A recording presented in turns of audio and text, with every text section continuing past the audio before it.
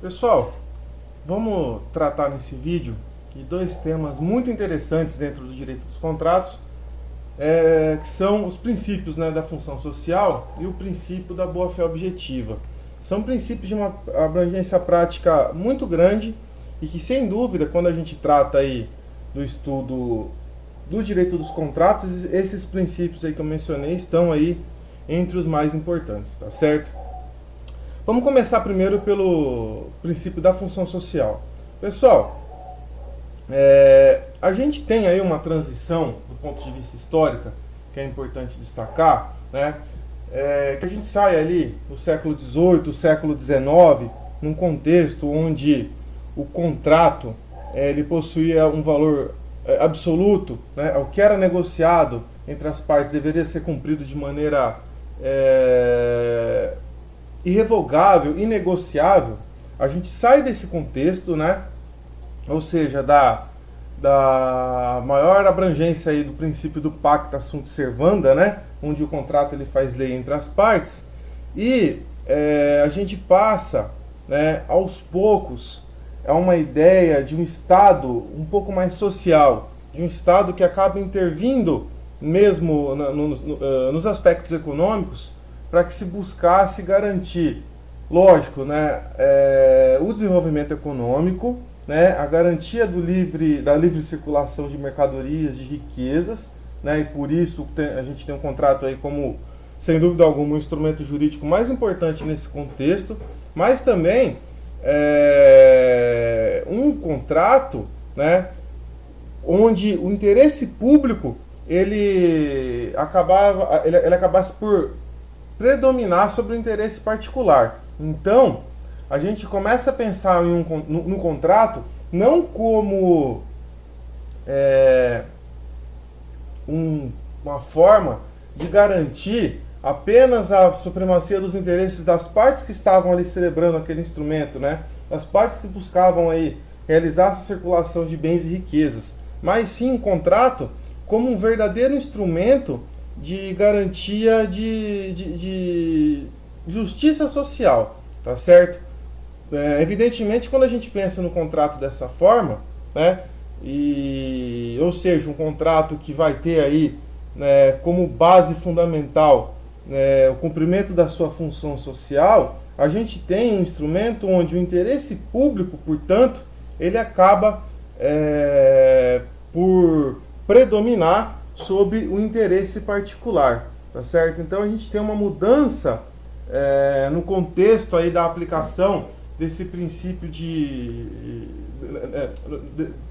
no próprio contrato, não no princípio que acaba surgindo, nesse princípio da função social, mas sim uma mudança de paradigma mesmo, no que diz respeito aí à análise do contrato, tá ok? Ele deixa de ser, portanto, um instrumento de garantia de interesses individuais apenas, e passa a ser um instrumento que vai ter também como preocupação a garantia dos interesses da coletividade, tá certo?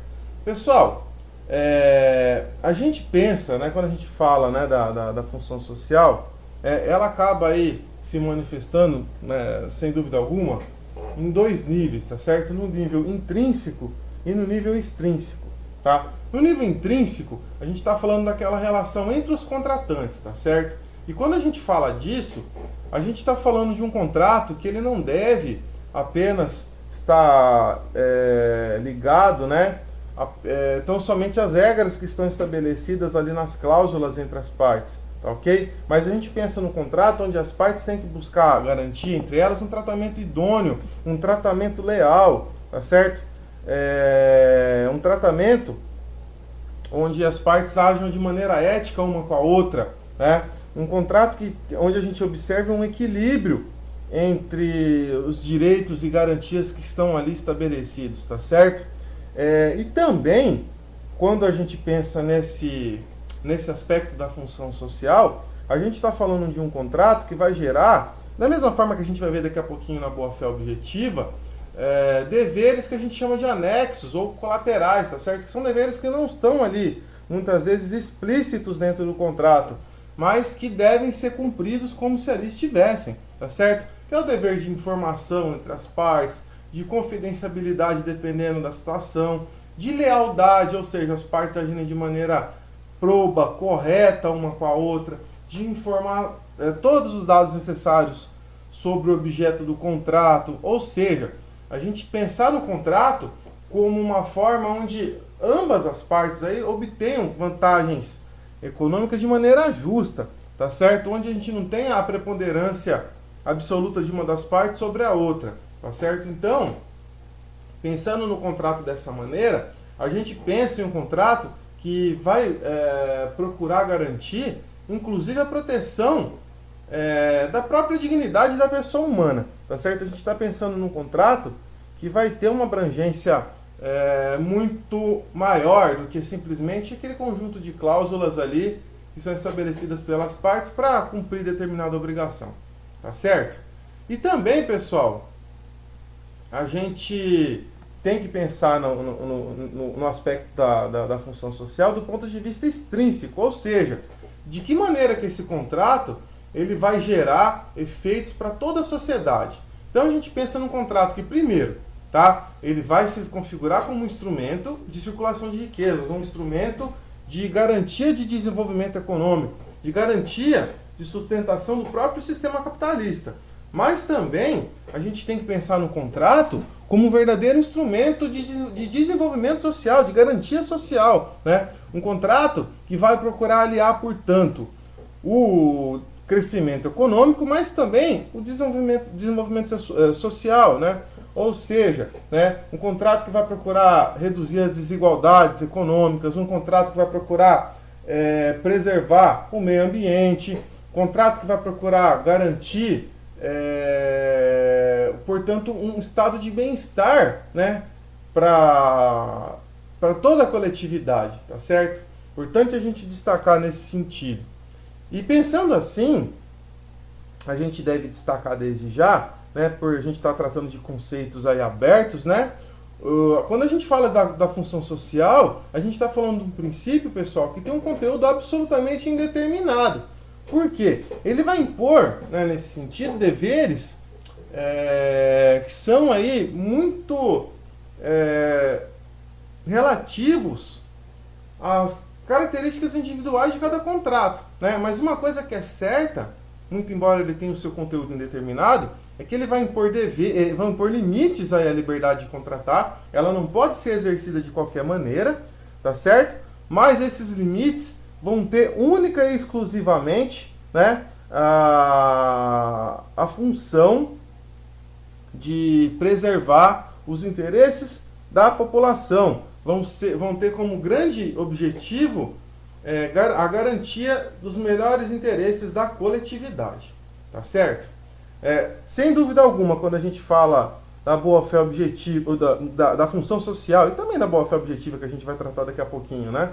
O grande marco que a gente tem é a Constituição de 88, tá certo? Que vai estabelecer garantias, assim, das mais importantes dentro do direito, né? Como, por exemplo, a garantia da função social da propriedade. A gente fala do direito do consumidor também, que é um ramo do direito aí dos mais importantes.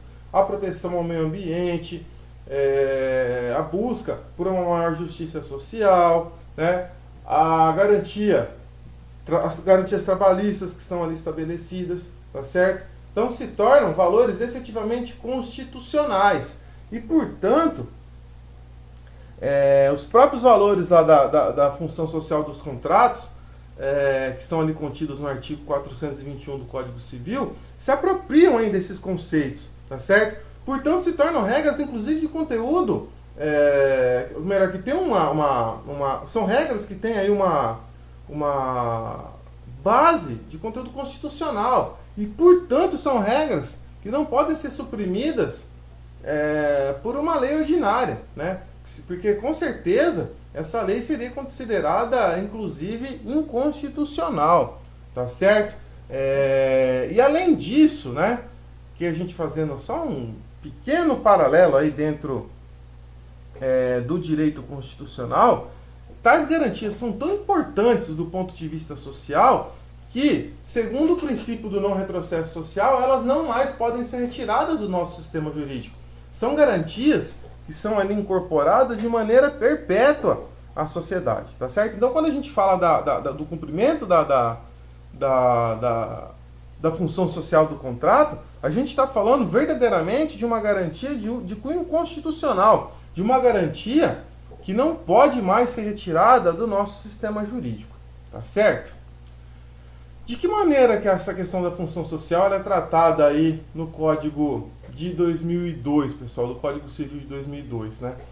A partir do momento que se estabelece essa regra, né, do artigo 421, né, ou seja, né, que a liberdade de contratar ela vai ser exercida em razão e nos limites da função social do contrato, a gente tem aí uma ideia onde o contrato, portanto, ele deixa de ser tão somente um instrumento aí de manifestação da vontade das partes, né, e ele se torna absolutamente um instrumento de garantia social, um instrumento que visa assegurar os próprios direitos sociais, um instrumento que vai se tornar como uma arma importantíssima para se garantir o cumprimento da própria dignidade da pessoa humana, tá certo? É importante a gente pensar dessa maneira, ok?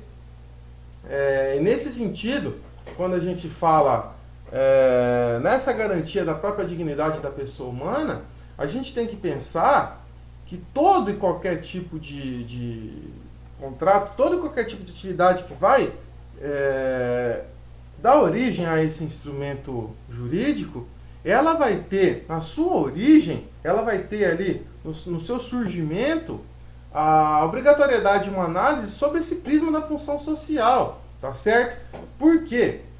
Essa negociação, conforme a gente já vem destacando aqui desde o começo dessa análise, né, ela sempre vai ser limitada, né, pela busca da garantia dos melhores interesses da coletividade e também na proteção da dignidade da pessoa humana. Então, sem dúvida alguma, a gente vai ter uma limitação aí que é importantíssima, porque os interesses privados não poderão se suplantar aos interesses da coletividade, tá certo? Nesse sentido, pessoal, a gente tem, né, a proteção, né, dentro desse instrumento contratual das chamadas cláusulas abusivas, cláusulas leoninas, né?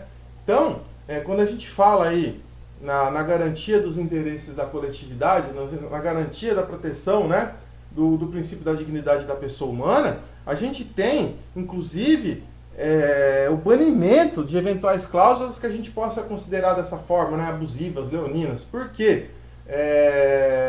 Como a gente disse, o contrato ele não tem que se configurar como um instrumento de mera tutela dos interesses ali particulares, privados, de quem está celebrando, né? Muitas vezes a gente tem uma situação de discrepância econômica muito grande entre as partes, né? De uma diferença do ponto de vista econômico, jurídico muito grande entre um e outro. Então, o contrato ele não pode ser firmado de maneira a se configurar como um mero instrumento de fixação de direitos a uma das partes. Não, ele tem que se configurar como um justo instrumento, né, de circulação de riquezas, né, mas também como um instrumento de garantia da dignidade da pessoa humana. Então, se a gente verifica lá uma eventual cláusula contratual que seja abusiva, seja leonina, ela deve ser banida, ela deve ser retirada, tá certo?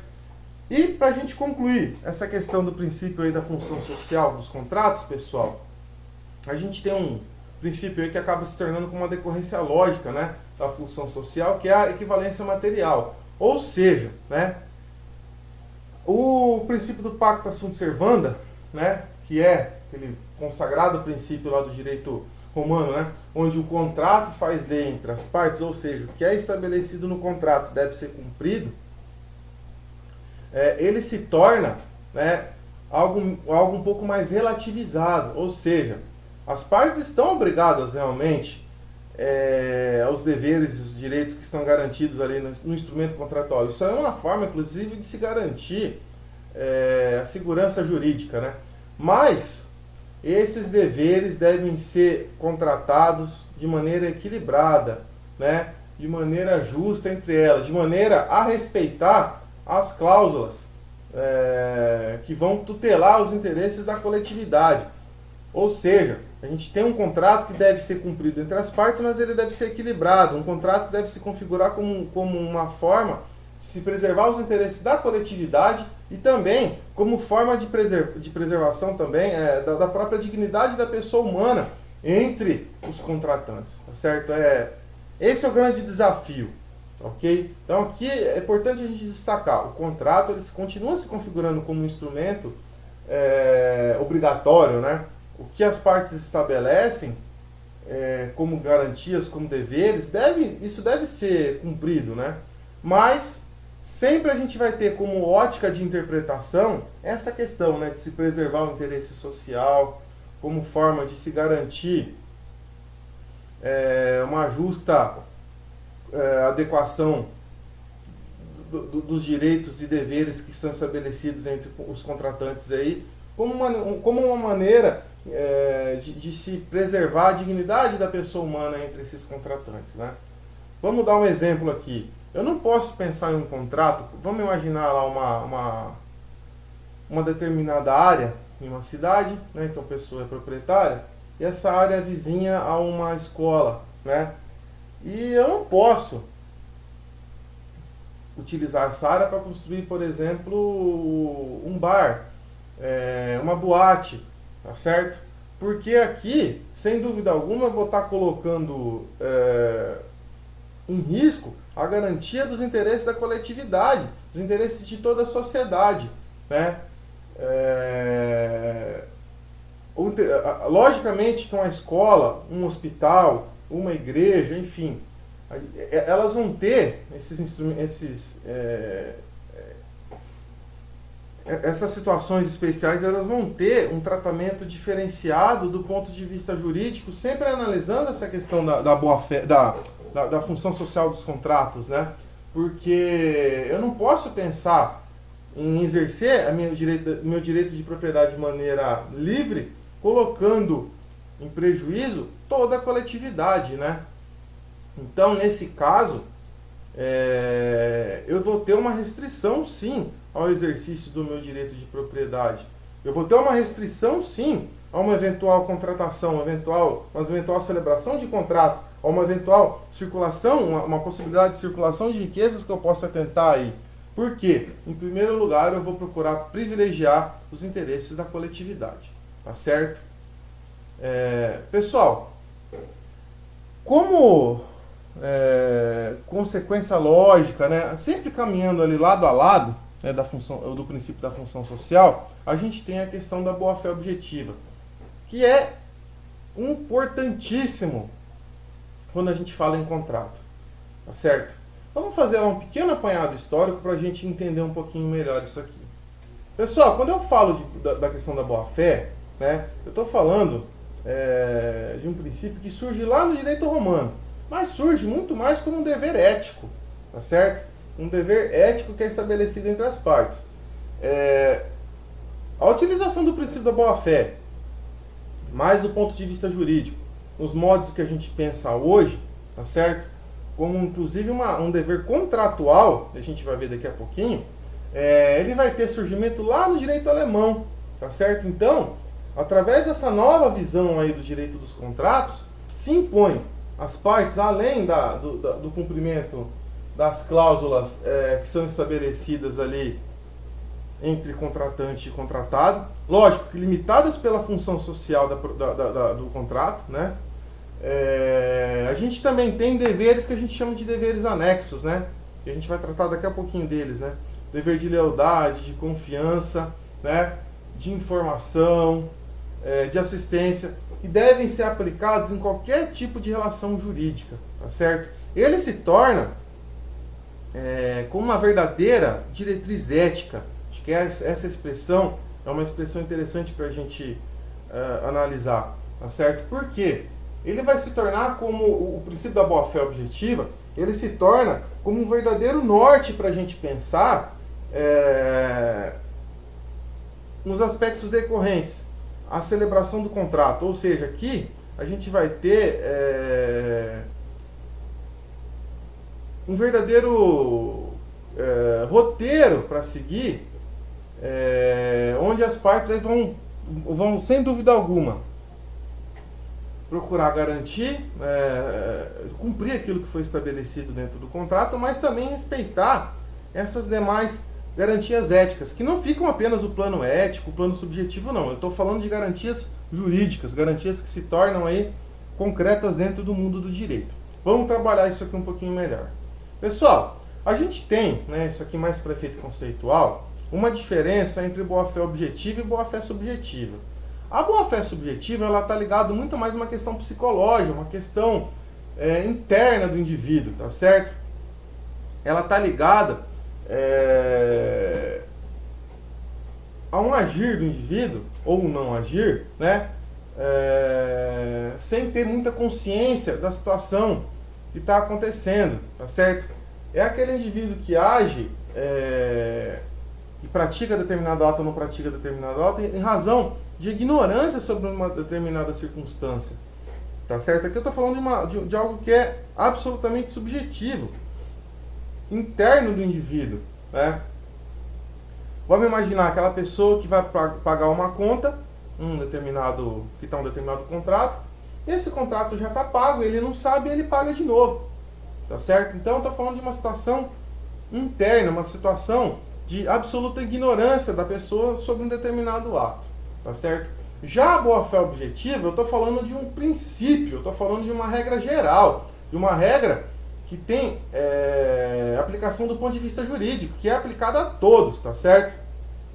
Ela busca sempre, em razão disso, se eu estou falando que ela é aplicada a todos, garantir de maneira efetiva uma maior segurança, uma maior estabilidade, uma maior lealdade, quando a gente pensa aí no cumprimento do contrato, tá certo? É através dessa regra que se vai gerar nas partes aí uma expectativa onde aquilo que foi estabelecido dentro do contrato vai ser cumprido, ok? Onde vai se gerar a expectativa, portanto, que do contratante, que o outro vai cumprir aquilo que foi estabelecido de maneira correta, tá certo? E por que se gera essa expectativa, pessoal?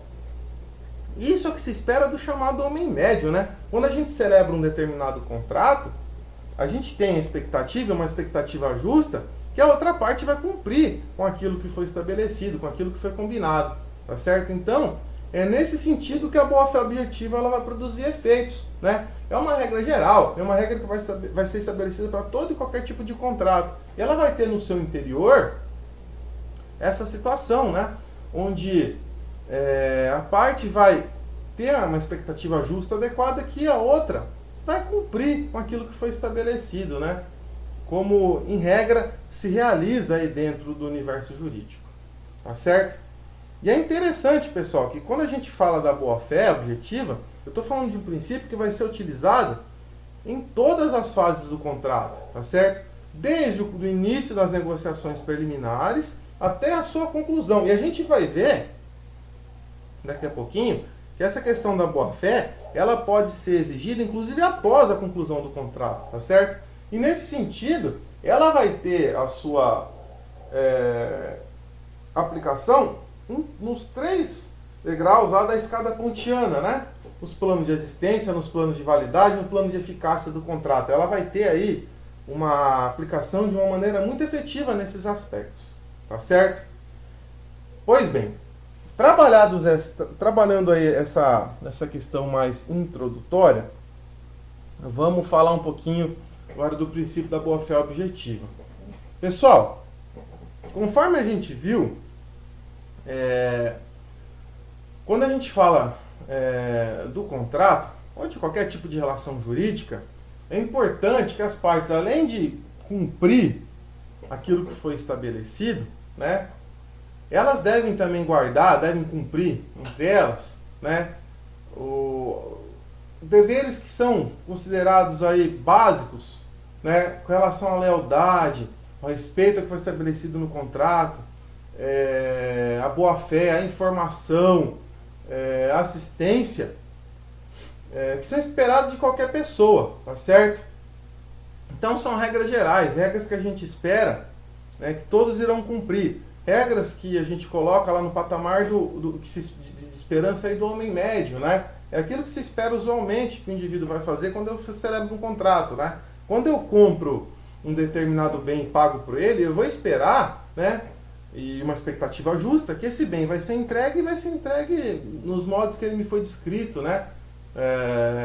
Com boa utilidade, para que eu possa utilizar esse bem com os fins que eu estou imaginando, tá certo? Então, quando eu penso no contrato, na obrigação do ponto de vista jurídico, né, de uma maneira mais abrangente, eu não estou falando apenas, né, no que diz respeito aos deveres que são gerados aí dessa relação, apenas nos deveres que eu tenho que cumprir relacionados à obrigação de dar, de fazer, de não fazer o que eu firmei. Mas também eu tenho que cumprir esses deveres que são anexos aí, né? Dever de lealdade, de confiança, de assistência, de informação, de sigilo, enfim, são todas regras que devem ser cumpridas, tá certo? São regras que são impostas às partes aí no que diz respeito ao cumprimento do contrato. São impostas a ambas as partes, né? Porque elas envolvem aí, sem dúvida alguma, interesses importantes do ponto de vista do efetivo cumprimento do contrato. E são regras que devem ser cumpridas. São regras que têm uma importância prática e jurídica tão grande quanto aquelas que são estabelecidas lá dentro do próprio instrumento do contrato, como, por exemplo, valor que vai ser pago, forma de pagamento, data da entrega do bem, enfim, né? Isso vai depender muito da natureza do contrato que eu estou trabalhando. Mas esses deveres anexos, esses deveres decorrentes da boa-fé objetiva, também têm tanta importância quanto, né, do ponto de vista do cumprimento do contrato, tá certo? Então, só para a gente fechar isso aqui, quando eu falo do princípio da boa-fé objetiva, ele vai gerar dentro do contrato, né, dois tipos de deveres. Primeiro, eu vou ter o dever principal, que é a obrigação de dar, de fazer ou não fazer, que eu já estabeleci com a parte. E eu vou ter deveres que a gente chama de deveres anexos, que vão estar ali, mesmo que eu não tenha pactuado, mesmo que eu não tenha previamente combinado com a outra parte, né? Um contrato escrito, um contrato verbal, não importa. Esses deveres estão sempre lá. E isso, meus amigos, eu quero deixar bem claro para vocês. Esses deveres anexos, eles sempre vão estar presentes no contrato. Sejam eles pactuados previamente entre as partes ou não. São deveres que estão anexos a qualquer tipo de contrato. Eles são decorrentes da obrigatoriedade do princípio da boa-fé objetiva. Tá certo? Então, as partes devem cumprir essas obrigações que são estabelecidas, tá? O dever de lealdade, o dever de confiança, né? As partes têm que procurar ali, portanto, estabelecer uma relação bacana entre elas, né? De confiança, de ser leal uma com a outra, de assistir uma outra no que diz respeito ao cumprimento do contrato, de informação, ou seja, passar tudo aquilo que é importante sobre o bem, se ele tem um eventual vício, um eventual defeito, tá certo? Dependendo da natureza do contrato, o dever de sigilo, né? De não transmitir determinadas informações a terceiros, enfim. São deveres que estão ali em todos os contratos, não importa se são previstos de maneira expressa ou não, tá certo? Pois bem, vamos falar agora um pouquinho sobre as funções aí da boa-fé objetiva, tá certo? Primeiro, eu tenho dentro da boa-fé função interpretativa e a função de comatação, né? A questão interpretativa é que quando eu estou pensando lá na análise da própria legislação, das cláusulas contratuais, né, a boa-fé vai ser um parâmetro importante de interpretação, né? E que o artigo 5º da Lei de Introdução às Normas do Direito Brasileiro passa para nós, juntamente com o artigo 113 do Código Civil. Olha lá, artigo 5º primeiro, ó. Na aplicação da lei, o juiz atenderá aos fins sociais a que ela se dirige e às exigências do bem comum. E o artigo 113. Os negócios jurídicos devem ser interpretados conforme a boa-fé e os usos do lugar de sua celebração. Então, a boa-fé se torna um parâmetro importante aí nesse sentido, tá certo? Além disso, pessoal, vamos retornar ao slide para ficar mais fácil para vocês entenderem. Além disso, quando eu falo da boa-fé, ela tem uma importância também básica no que diz respeito ao preenchimento de eventual lacuna. Então, se a gente tem uma situação que ela não é trabalhada aí do ponto de vista legal ou contratual, essa situação ela deve ser preenchida sempre tendo como ótica, como base, a boa-fé, tá certo? Uma outra função que a gente tem, pessoal, dentro do princípio da boa-fé objetiva, é a função criadora dos deveres jurídicos anexos ou de proteção, né? Conforme a gente já vem trabalhando, né?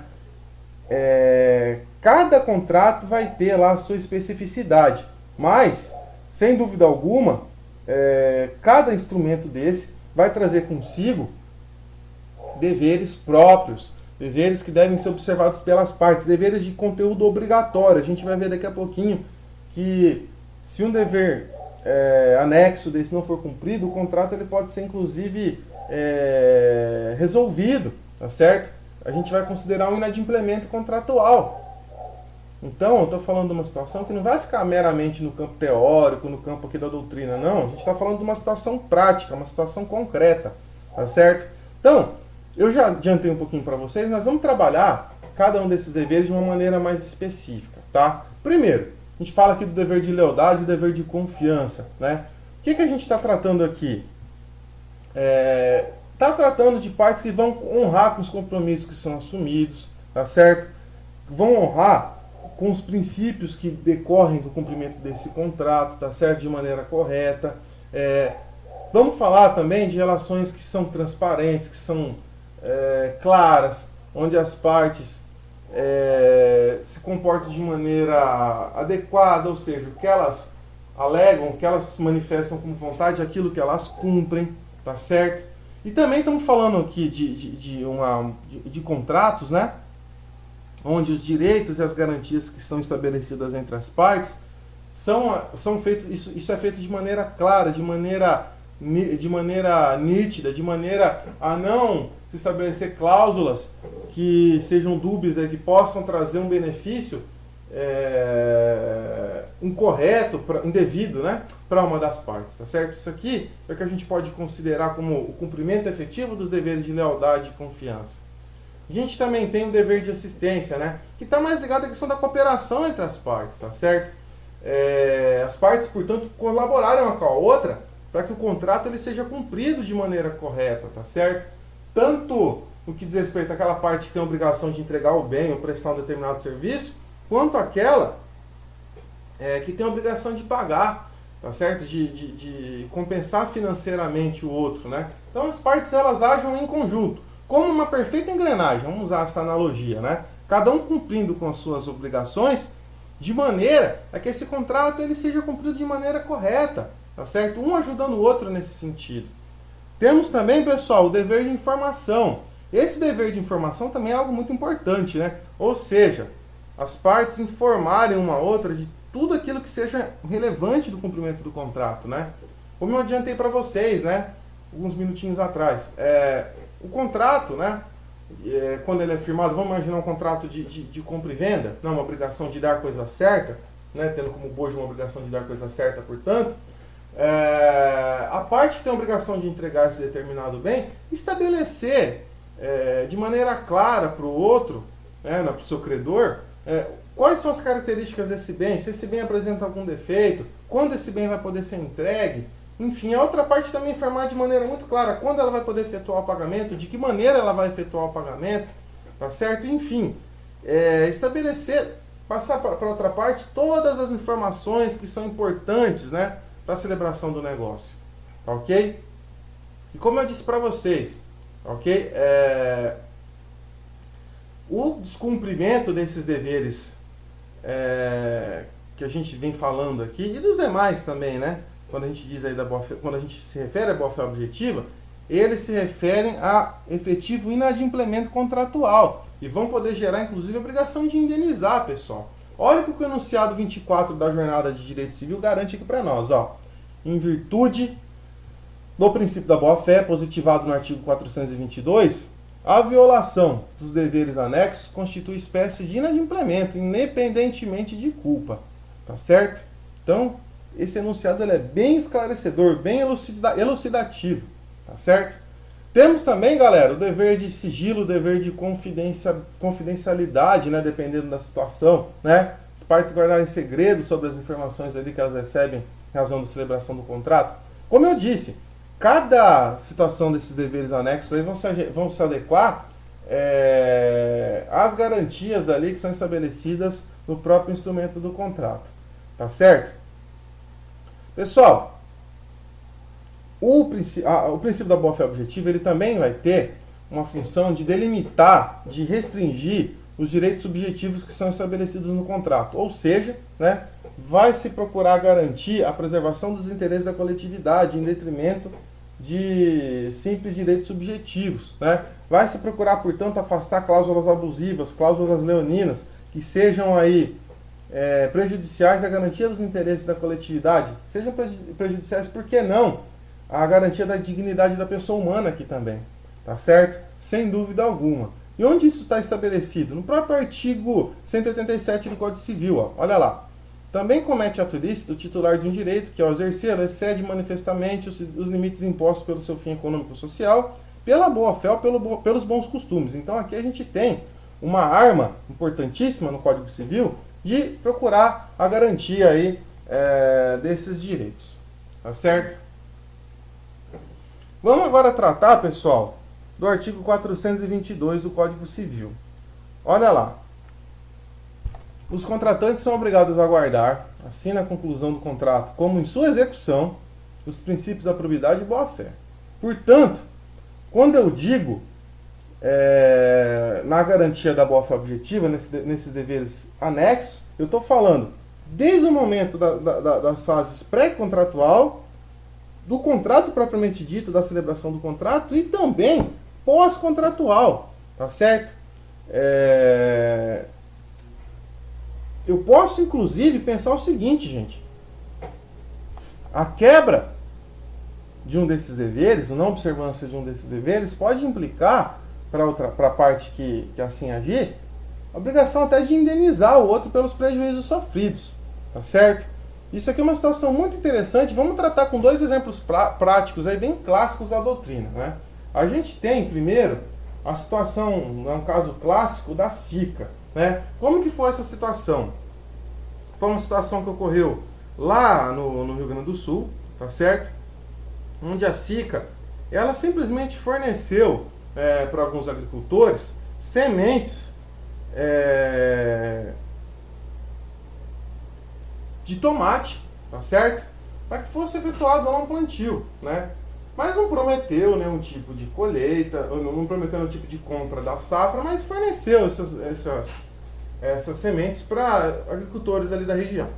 Quando ela faz isso, né, ela, sem dúvida alguma, essa empresa acabou colocando como expectativa, né, desses pequenos agricultores, né,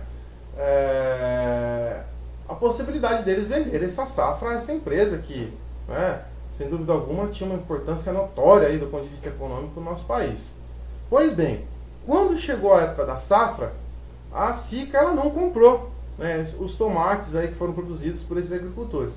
E por isso, né, eles ingressaram na justiça pleiteando uma indenização, porque, muito embora eles não tenham celebrado diretamente um contrato de safra, né, de compra e venda desses tomates, eles alegaram o quê? Que a companhia gerou uma expectativa do ponto de vista pré-contratual, né, indevida, que ao fornecer as sementes, ela iria adquirir a safra dos tomates.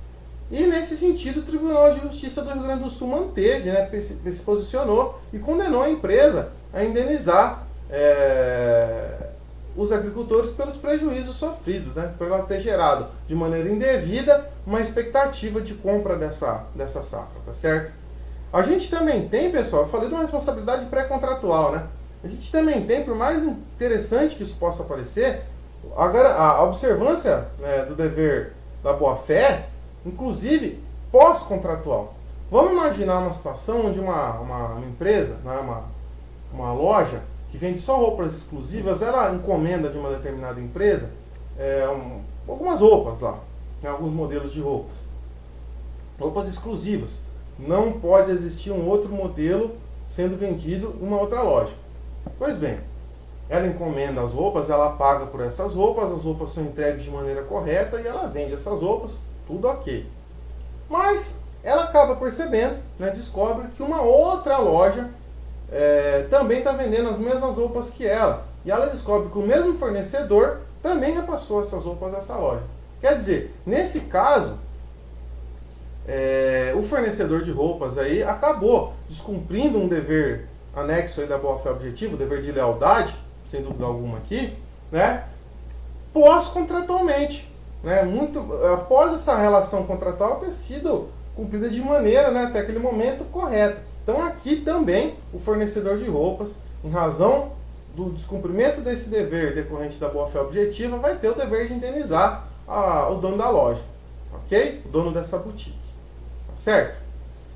Pessoal, e para a gente já caminhar para o final da nossa aula, desse vídeo de hoje, que acabou ficando um pouquinho grande, né? Mas o tema é um tema muito interessante. Os desdobramentos da boa-fé objetiva. Aqui a gente tem algumas situações muito legais, tá?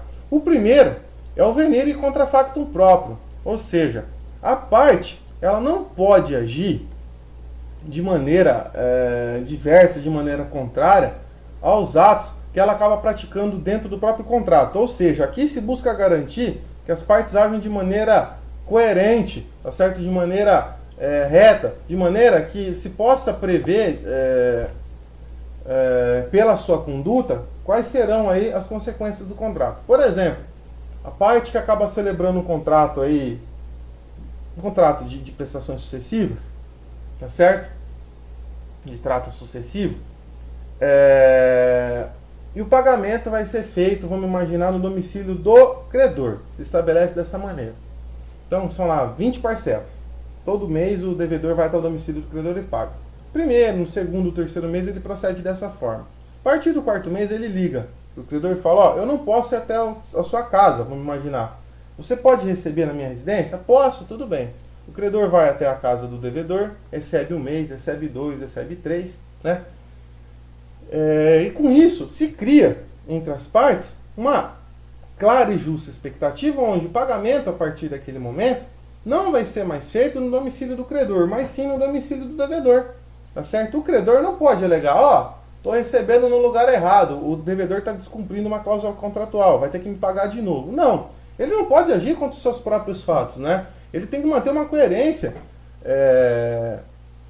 naquilo que ele vem fazendo. Nesse mesmo sentido, o artigo 973 do Código Civil, olha lá.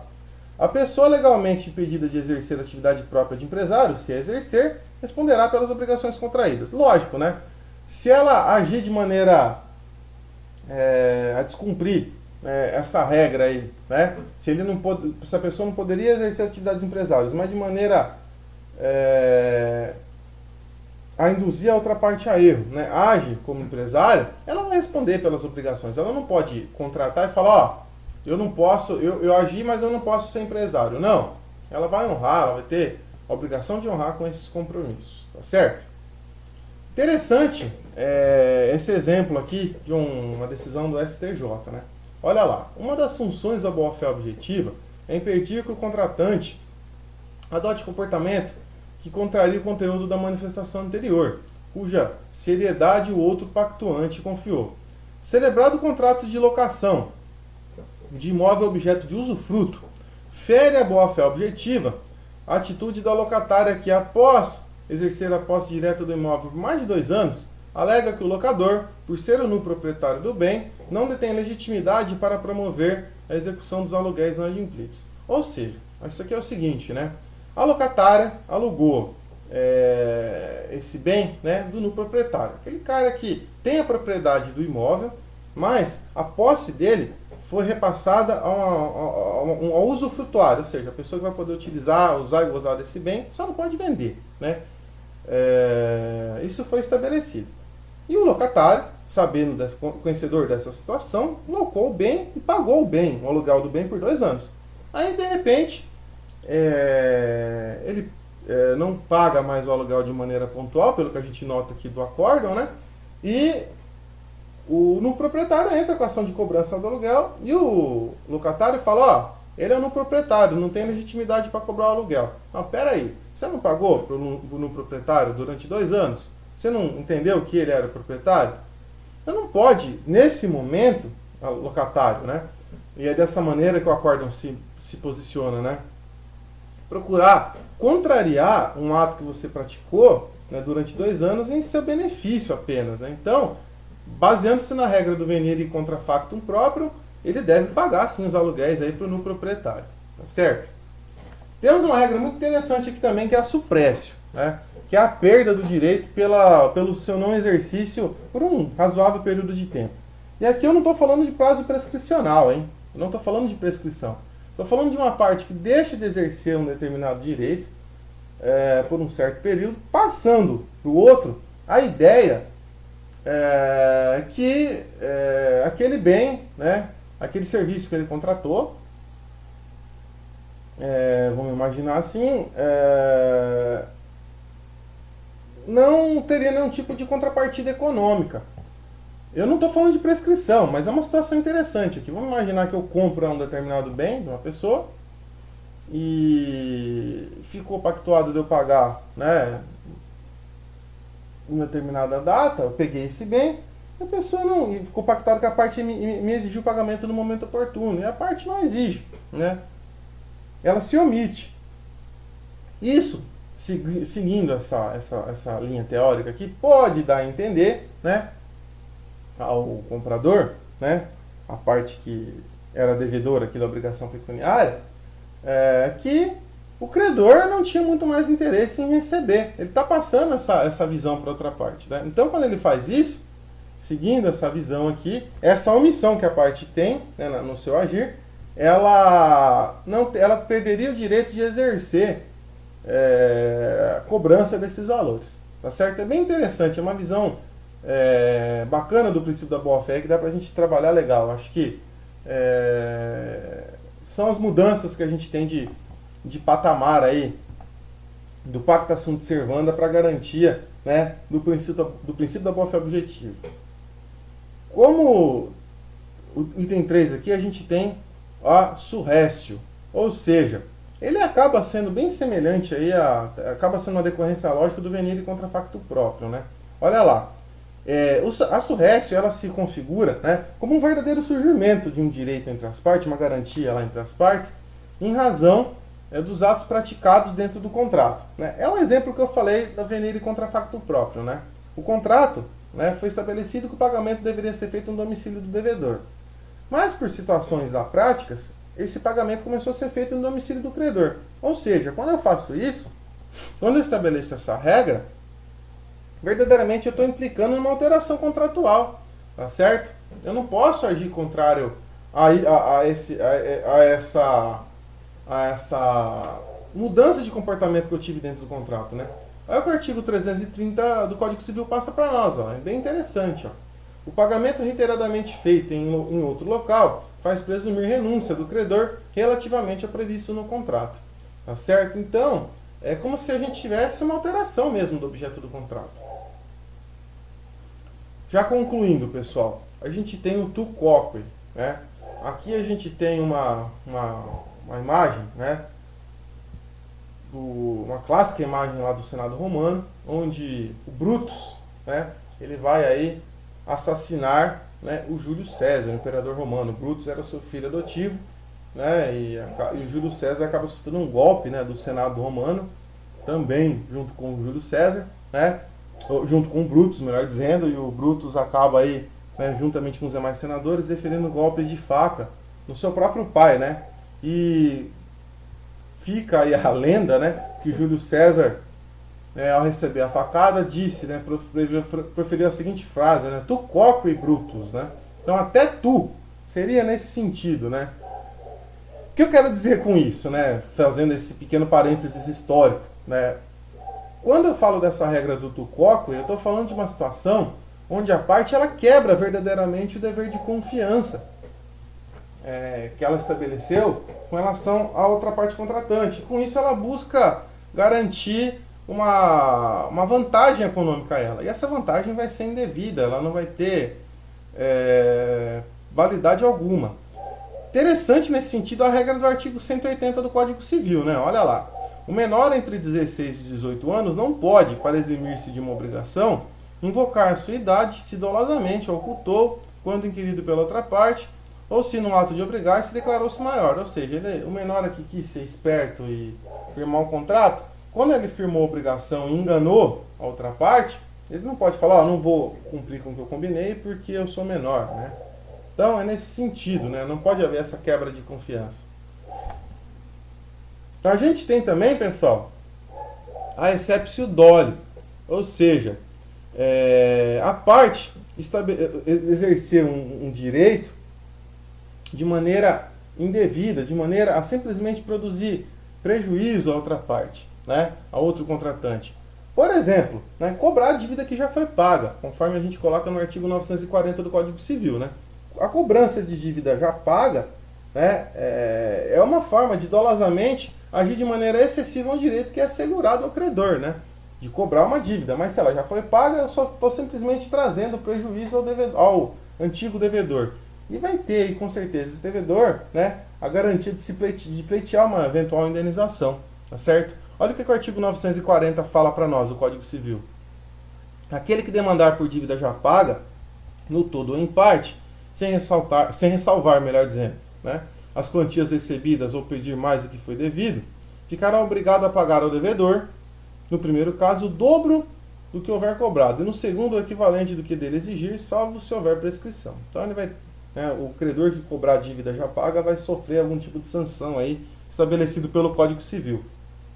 E aqui também, né, a gente tem, né, a doutrina mais moderna coloca para nós, nesse mesmo aspecto, aquele indivíduo que utiliza, por exemplo, de instrumentos processuais para que a situação, né, determinado processo ele acabe se atrasando, tá certo? Para que o credor, por exemplo, de uma obrigação não receba judicialmente de maneira mais rápida o seu direito, né, a sua garantia aí. Tá certo? Então, essa utilização devida desses instrumentos processuais também se encaixa aqui como exceptio doli, tá bom? E, já concluindo, né, já estamos aí no nosso penúltimo item, tá certo? A inalegabilidade das nulidades formais. Ou seja, se a parte ela age de maneira a produzir uma nulidade dentro do processo, ela não vai poder alegar essa nulidade dentro do processo ou dentro de um eventual contrato, ela não vai poder pedir a decretação dessa nulidade em seu benefício, tá certo? É o que o artigo 276 do Código de Processo Civil fala para nós, ó. Quando a lei prescrever determinada forma sob pena de nulidade, a decretação dessa não pode ser requerida pela parte que lhe deu causa, tá ok? E a cláusula de Stoppel, que é bem interessante também, que é a garantia do princípio da boa-fé nos contratos internacionais, né? Aqui a gente teve um caso clássico, alguns anos atrás, de um imbróglio jurídico que a gente teve, né, de direito internacional, entre a Petrobras e o governo da Bolívia, né? A Petrobras, ela realizou vários investimentos na Bolívia, fez aí, construiu refinarias, enfim.